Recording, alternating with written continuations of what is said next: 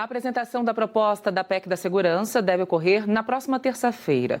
Agora a gente vai entender um pouquinho esses motivos de adiamento, como é que o texto foi confeccionado, elaborado com o relator, deputado Mendonça Filho, do União Brasil de Pernambuco. Deputado, tudo bem? Bom dia, obrigada por atender a Band News. Obrigado, bom dia estar com vocês na manhã de hoje, na Band News. Bom, deputado, eu queria que o senhor falasse um pouquinho de mais esse adiamento, né? O senhor mesmo explicou que foi um pedido do presidente da Câmara, Hugo Motta, para conversar um pouquinho mais, já que este assunto ainda gera muitas discussões. Acho que perdemos o contato do deputado logo na nossa pergunta de abertura. Mas, olha, vamos tentar recapitular. Acho que agora sim, ele já está aqui novamente. Agora sim, deputado, eu fazia a pergunta de a avaliação, né? O senhor falou que foi o próprio presidente da Câmara, Hugo Motta, que pediu esse tempo para que mais reuniões, mais conversas sejam feitas, tendo em vista que esse tema ainda gera muita polêmica no Congresso.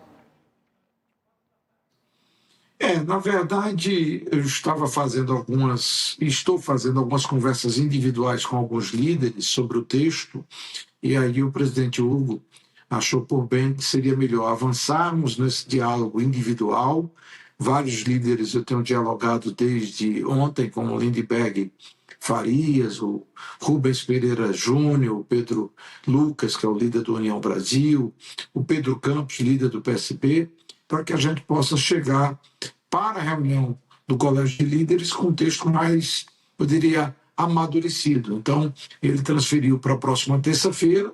Na terça, eu apresento ao Colégio de Líderes a do nosso relatório e, na sequência, na própria terça ou na quarta, no mais tardar, nós vamos ler o relatório na comissão especial.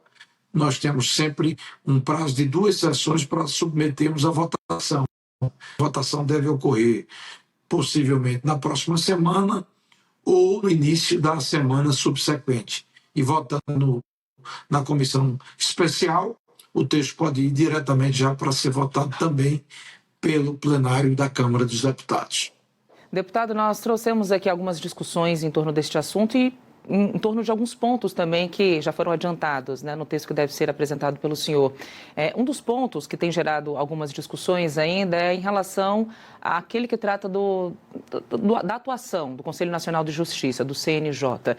Queria que o senhor falasse um pouquinho sobre a representatividade do CNJ hoje e, com esse texto apresentado, o que deve mudar daqui para frente?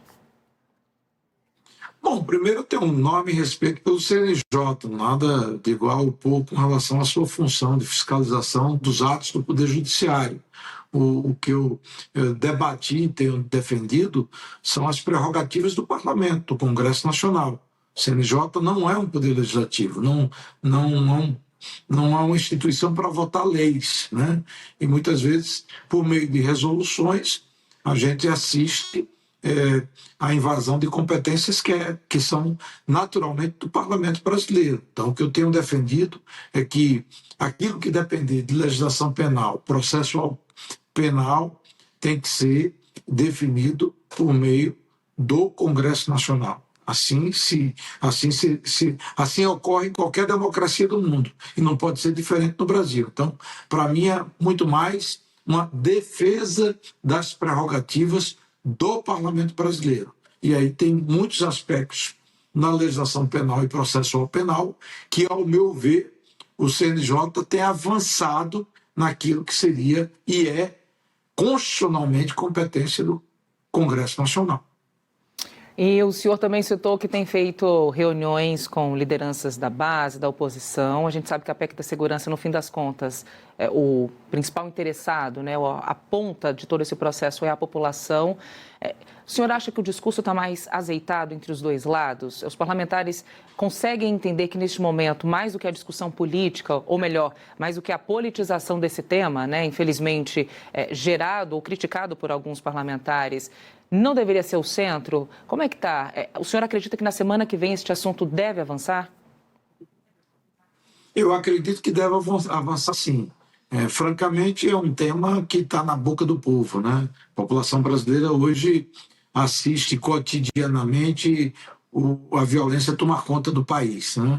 Então, na parada de ônibus, o cidadão que não tem tranquilidade de circular com celular, carteira batida, quem circula por um grande centro urbano, na periferia de uma cidade, muitas vezes dominada por uma facção criminosa que com o fornecimento de internet, de gás de cozinha, situações críticas e absurdas como no Rio de Janeiro, onde até barricadas, bandidos armados, fortemente armados, definem quem entra ou quem não pode entrar numa comunidade, quem pode acessar um posto de saúde, uma coisa assim inacreditável. Então, esse é o quadro do Brasil. Ou a gente enfrenta o crime nas suas dimensões, desde o crime de menor impacto ofensivo, a carteira batida, o celular roubado, até o crime de alto potencial ofensivo e lesivo, como é o caso especificamente dessas facções que dominam territórios em vários estados do país. Então a gente tem que enfrentar isso. Nesse sentido, a PEC vai oferecer, por exemplo, progressão zero para criminosos que são líderes de facções criminosas, como essas que eu descrevi, que dominam território, que tem o seu próprio tribunal de justiça determinando quem vive e quem morre, expulsam moradores, como ocorreu recentemente em várias cidades do Ceará. Então, esse tipo de situação tem que ser combatido com legislação mais dura. Voltamos à legislação das facções aqui, que foi relatado pelo deputado Derrite, secretário de Segurança de São Paulo, e teremos também, na sequência, o debate da PEC da segurança, que deve nortear o caminho, fortalecendo o poder de atuação das polícias, de um lado, Polícia Federal, Polícia Rodoviária Federal, no âmbito nacional, no âmbito do governo central, e das polícias estaduais, a Polícia Civil, as polícias civis e as polícias militares, sob controle dos governadores estaduais. Deputado, uma das principais críticas, né, que surge todas as vezes que citamos PEC da segurança vem por parte dos gestores em relação à autonomia. Queria que o senhor relatasse um pouquinho e falasse, né, do texto original que foi apresentado pelo governo, essas discussões e mudanças, o andamento, né, até o fechamento total dessa matéria, mas como está colocado, como está discutido hoje, como é que o senhor avalia essa autonomia? E eu até trago algumas falas de governadores, né, o próprio governador do estado de Goiás, que se manifestou em relação a essa interferência da União, o governador do estado de São Paulo também. Como é que fica, né, agora esse resumo, depois de tantas discussões em relação a esse ponto, que era o principal ponto de discussão, que é a autonomia, o parlamento, é o gestor que diz, olha, do meu estado e das estratégias quem entende sou eu, né? A União não deveria interferir. Por outro lado, a gente tem um governo dizendo, essa integração vai facilitar essas estratégias que serão implementadas. Eu concordo com as críticas que foram publicadas e divulgadas nos últimos dias pelos governadores, e desde o primeiro momento, quando a PEC da segurança foi enviada aqui para o Congresso Nacional.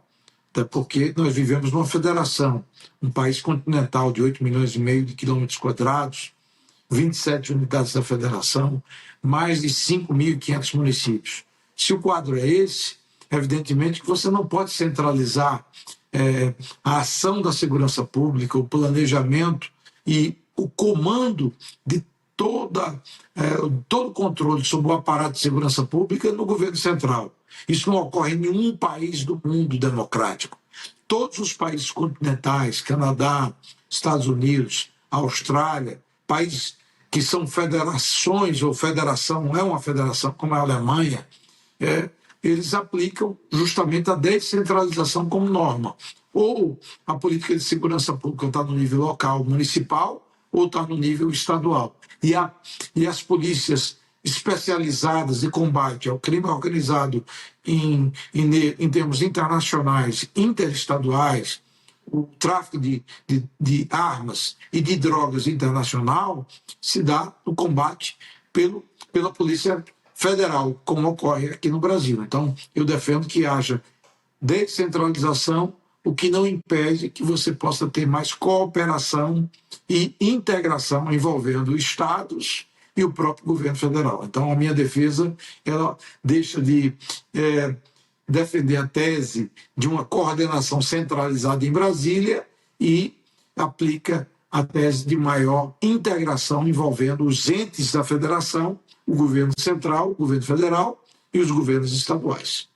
E outro receio também de alguns governadores, que nós já ouvimos também ao longo dessa discussão, em relação às exigências ou as orientações que a PEC coloca, estabelece, né, as obrigações, e a preocupação é o custeio. A gente sabe que tem regiões com uma estrutura muito bem firmada, fundamentada, para que a PEC seja desenvolvida de uma forma mais positiva. Mas para aquelas regiões com menos infraestrutura ou menos recurso, a PEC ela trata também especificamente sobre este ponto? Sob o ponto de infraestrutura, você diz de recursos? Investimento para que essas medidas, essas obrigatoriedades que vem no texto sejam implementadas. Sim, certamente. A PEC ela vai tratar de ampliar a capacidade de investimento do Fundo Nacional de Segurança. Para você ter uma ideia, o Fundo Nacional de Segurança Pública hoje deve despender R$ 1 bilhão. É menos do que o governo federal deve dar em publicidade. É razoável isso? Eu creio que não. Então, a gente vai ampliar fortemente a capacidade de investimento do Fundo de Segurança Pública a nível nacional, compartilhando esses recursos com os estados e, ao mesmo tempo, também reforçando o fundo penitenciário, que ele é fundamental para que a gente possa ampliar o investimento nas penitenciárias estaduais e federais, para que a gente tenha uma melhor condição de adequar o sistema penitenciário brasileiro às condições de dignidade humana e, ao mesmo tempo, de suporte para que aquelas pessoas que sejam condenadas possam cumprir as suas penas no sistema penitenciário brasileiro. Perfeito, deputado Mendonça Filho, obrigada, pela tua participação, pela gentileza em nos atender. Estaremos de olho nas próximas discussões e espaço sempre aberto para a gente bater esse papo e atualizar também esse tema que é tão sensível e tão importante nesse cenário que o Brasil vive. Até uma próxima, deputado. Muito obrigado, um abraço, um bom dia para todos. Obrigada.